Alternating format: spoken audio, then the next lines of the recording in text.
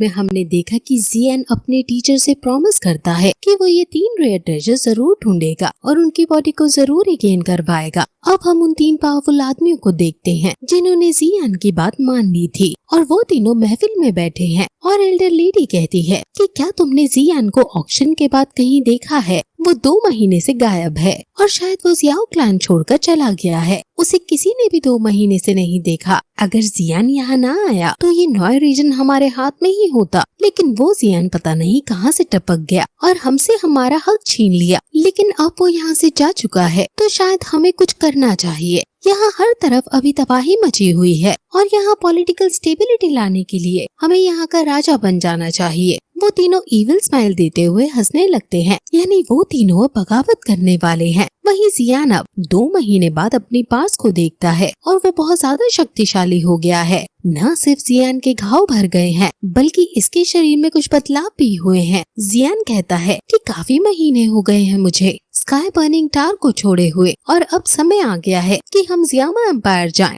Jiyama empire को छोड़े हुए हमें 3 साल हो चुके हैं। याओ लाओ इस पर आश्चर्य जताते हुए कहते हैं कि पता ही नहीं चला कि 3 साल कब बीत गए। जियान भी कहता है कि हाँ 3 साल और बीत गए। पहले 3 साल नलन यानग्रान से बदला लेने के लिए मैं ताकतवर होता रहा और अगले 3 साल मैं युनशान से बचते हुए भागता रहा। पहले 3 साल का बदला तो मैंने नलन यानग्रान को हरा कर ले लिया था, लेकिन क्या इस बार के साल का बदला मैं ले पाऊंगा? याओ लाओ पूछते हैं कि क्या तुमने कब वापस जाने का प्लान बनाया है? जिस पर जियान कहता है कि बहुत जल्द हम वहाँ जाएंगे। मैंने ब्लैक हॉर्न डोमेन के भी कई सारे पावरफुल लोगों को जोड़ लिया है और वो सभी अगर सच में हमारा साथ देंगे तो हम युनशान को एक ही झटके में उखाड़ कर फेंक सकते हैं। वहीं दूसरी तरफ अब वो तीनों पावरफुल लोग जियाओ ली के सामने आते हैं और कहते हैं कि पहले हम तुम्हारी मिस्टी क्लाउड सेट के साथ लड़ने के लिए मान गए थे, लेकिन युन लैंगजोंग स्ट्रॉन्ग डोसोंग पर है। अगर वहाँ हमारे संग जियान नहीं चलेगा तो हम भी वहाँ जाने की हिम्मत नहीं करेंगे।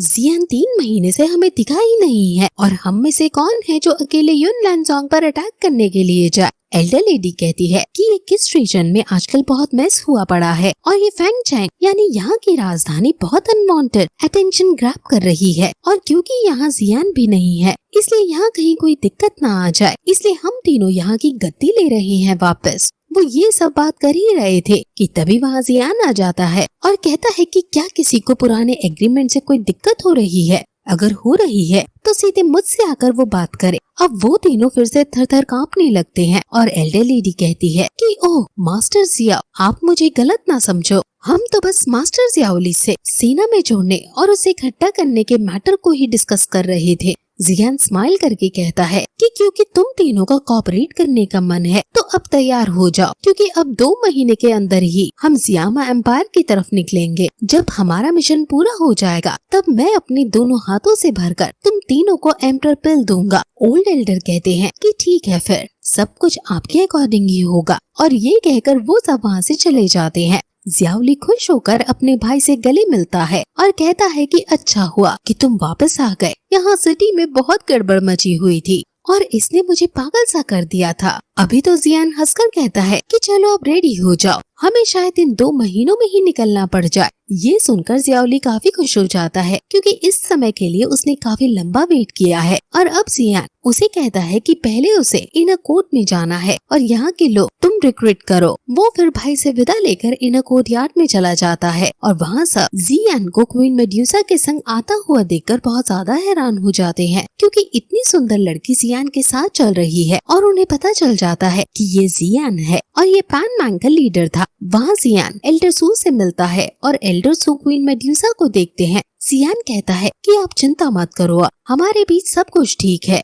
ये सुनकर क्वीन मेड्यूसा उसे आंख दिखाकर वहाँ से चली जाती है और एल्डर सू जियान को हल्की डांट लगाते हुए कहते हैं कि तुम्हें अब याद आई हमारी इतने महीनों बाद, तुम्हें तो बैड स्टूडेंट का टाइटल मिलना चाहिए। जियान अब सीरियस होकर उन्हें बताता है कि वो अब इन 2 महीनों में ही जियामा एम्पायर में जाएगा और मैं आशा करूंगा कि आप मेरी जियाओ क्लैन का थोड़ा बहुत देखभाल कर लेंगे। एल्डर सू समझ जाते हैं कि जियान चाहता है कि एल्डर सू किसी स्ट्रॉन्ग आदमी को जियाओ क्लैन में भेजे और उसकी सेना की देखभाल करने को कहे। एल्डर सू कहते हैं कि हालांकि यहाँ कई ताकतवर लोग हैं जो इस काम को बड़ी आसानी से कर देंगे। जियान उन्हें धन्यवाद बोलता है उनकी मदद करने के लिए, लेकिन एल्डर सू कहते हैं कि क्योंकि कैनन कॉलेज का मेनलैंड में बहुत नाम है, इसलिए मैं अपने कॉलेज के बच्चों को वहाँ मिस्टिक क्लाउड सेक्ट से लड़ाई करने के लिए नहीं भेज सकता। जियान कहता है कि आप मुझ पर यकीन रखिए, मैं एरोगेंट पर्सन नहीं हूँ। आपने मेरी पहले ही बहुत मदद कर दी है और मैं आपको इस मुसीबत में नहीं डालूंगा।